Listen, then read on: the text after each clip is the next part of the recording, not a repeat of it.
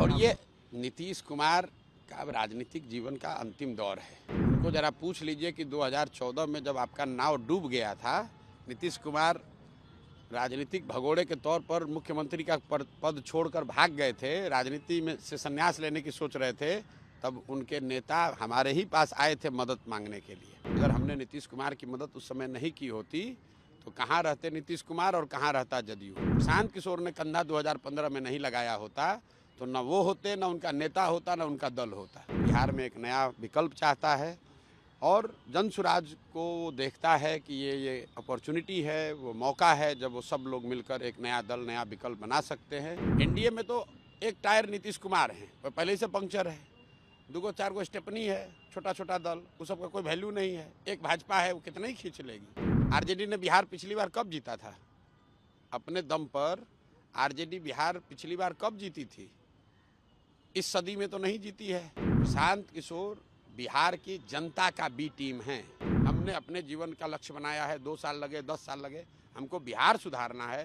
उस रास्ते में जो आएगा, राहुल आ जाए, मोदी आ जाए, लालू आ जाए, किसी को नहीं छोड़ेंगे।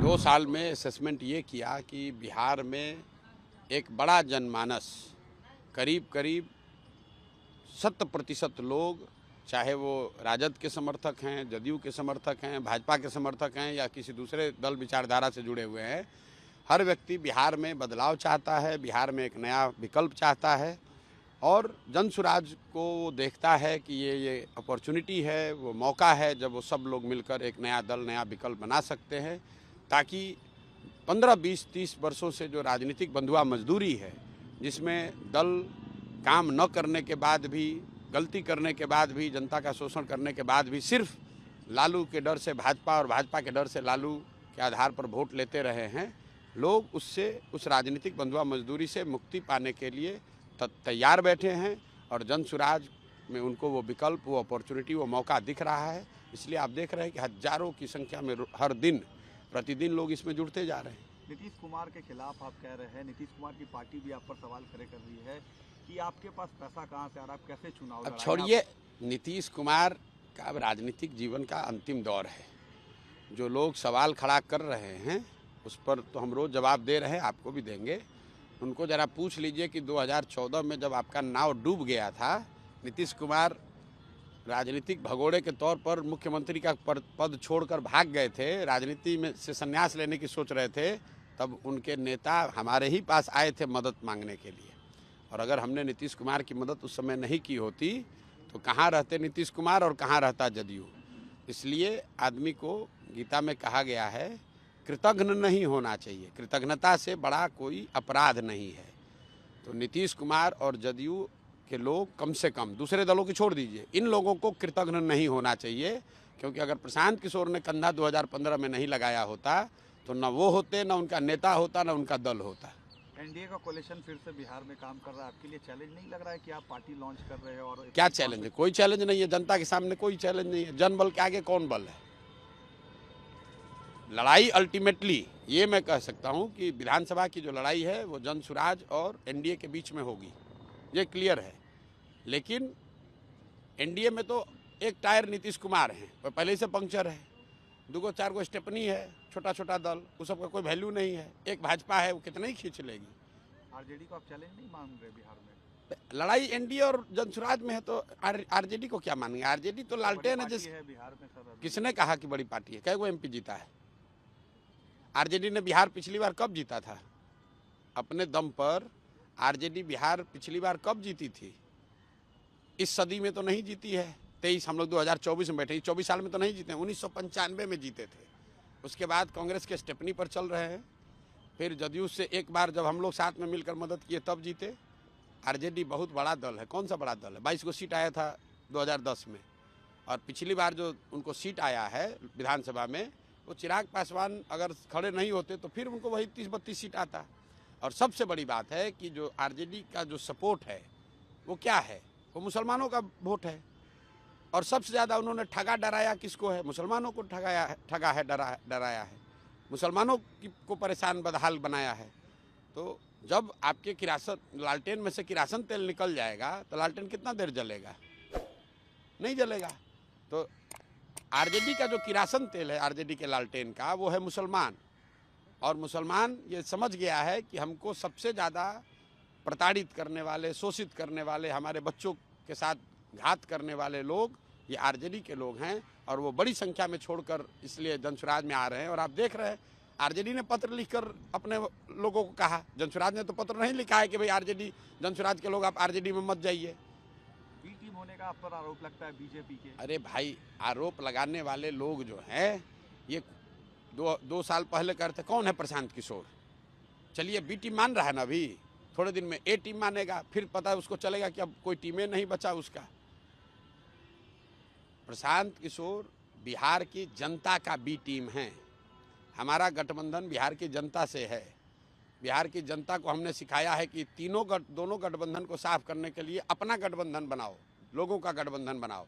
1 करोड़ लोग आपस में मिलकर अपने बच्चों के लिए गठबंधन बनाओ और ये दोनों गठबंधनों को काट के साफ करो। नेशनल लेवल पर इंडिया गठबंधन को किस तरीके से आप देखते हैं? राहुल गांधी पर भी आप थोड़ा अटैकिंग रहते हैं आजकल। भाई राहुल गांधी पर हम क्या अटैक करेंगे? राहुल गांधी पर अटैक उतना ही अटैक कहिए या उन पर उतना ही टीका टिप्पणी करते हैं जो बिहार से जुड़ी हुई बात है। कांग्रेस का एक मुख्यमंत्री रेवंत रेड्डी तेलंगाना में अभी कुछ महीने पहले मुख्यमंत्री बना है, मतलब इतने बड़े कोई नेता नहीं है। वो वहाँ कहता है कि बिहार के लोगों के डीएनए है, ये मजदूरी करने वाले लोग हैं। उसका इतना हिम्मत है और उस दल का नेता आके राहुल गांधी यहाँ बिहार में लंबा चौड़ा भाषण देंगे। वो कह रहा है कि हम लोग पैदा हुए हैं मजदूरी करने के लिए और उस दल का नेता आकर यहाँ भाषण देगा हम लोग को और हम लोग चुपचाप बैठे रहेंगे। आप बताइए, आप यहाँ काम करते हैं, बिहार के हैं कि नहीं मुझे पता नहीं है, बिहार के हैं।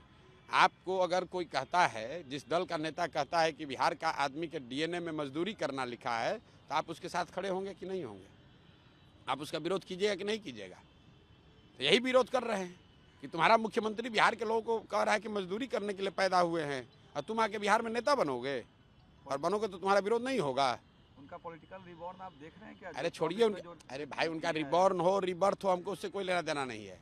बिहार के लोगों का रिबॉर्न होना चाहिए, बिहार के विकास का रिबर्थ होना चाहिए। बिहार से हमको मतलब है, हमको देश दुनिया से मतलब नहीं है।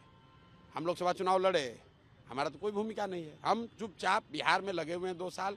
हमने अपने जीवन का लक्ष्य बनाया है, 2 साल लगे, 10 साल लगे, हमको बिहार सुधारना है, बिहार के लोगों की स्थिति सुधारनी है, बिहार के लोगों की मदद करनी है। उस रास्ते में जो आएगा, राहुल आ जाए, मोदी आ जाए, लालू आ जाए, किसी को नहीं छोड़ेंगे, किसी को नहीं छोड़ेंगे, किसी से नहीं डरते हैं। बिहार की जनता त्रस्त है और ये लोग इस बदहाली के लिए जिम्मेवार हैं और इनके खिलाफ बोला ही जाएगा क्योंकि जनता इनको गाली दे रही है। डर नहीं लगता आपको इतनी सरकार के खिलाफ? क्या डर लगेगा? हम कौन चोरी किए हैं कि हमको क्या डर लगेगा? हमने इनसे कौन सा पद मांगा है? हम तो 2 साल से बोल रहे हैं, इनको जो हिम्मत है करके दिखा ले। आपकी पार्टी क्या 243? हमारी कोई पार्टी नहीं है। जनसुराज जो पार्टी बनेगी 243 लड़ेगी, बिल्कुल लड़ेगी। 243, 242 नहीं, 243 सीट लड़ेंगे।